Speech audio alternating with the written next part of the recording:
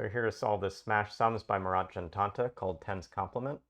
These diagonally symmetric clues all add up to 10, and there are two clues that stand out the most to me, and that's just because they're going to have a fixed size. An 8 will always have to have 3 digits within it, and a 2 on the far left or far right outside of it. This 2, on the other hand, is going to need to have a 2 sandwiched between two shaded cells. It'll always be a single digit. So can't do too much at the start just with the 2, but on the 8, I can mark that these two middle cells will have to be part of a run of 3 digits. So these will never be shaded.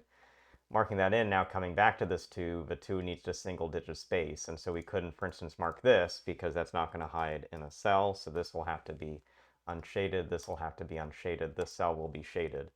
And I don't know the remainder of that, but this shaded cell now triggers a new row to have some information. A 5 needs to have 2 digits, either 1 and 4, 2 or 3 sandwiched. And so the only place to get 2 digits sandwiched is going to the right.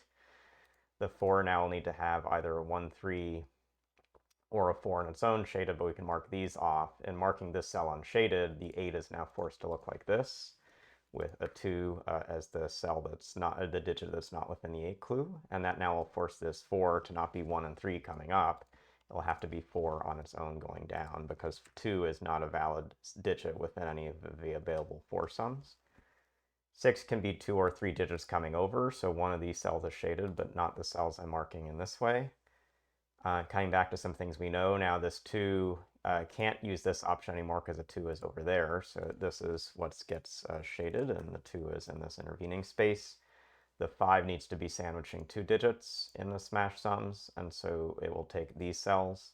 The 7 will need to have 2 or 3 digits, so we'll always take these, so we can mark this in.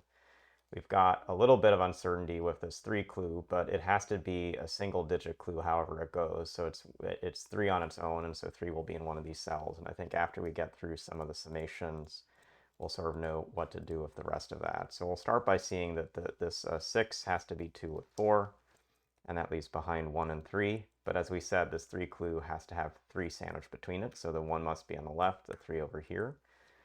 Let's look at this cell. This cell sees 1, 2, and 4.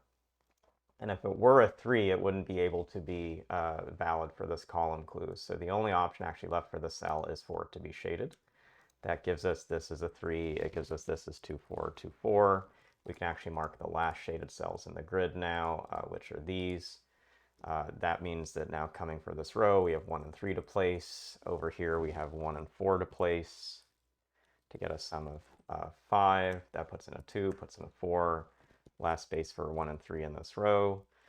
We need a valid sum of 5 here, and only 4 and 1 work for the clues as we've given them. So we put these in, get 4, 2, get a 3 up here, get a 4, 1 to get a sum of 7, 2 up top, 4 below here, from Latin square 1 and 3 and 2, and we finish the puzzle. So a really elegant theme with a pretty clean workout. The 8 and 2 clues are the most interesting to get started, but those give us, for instance, the shaded cell that then breaks through the rest of the puzzle, eventually using the sums gets us the rest. So a pretty fun smash sums puzzle. Hopefully you got something through this video, and we'll see you again soon.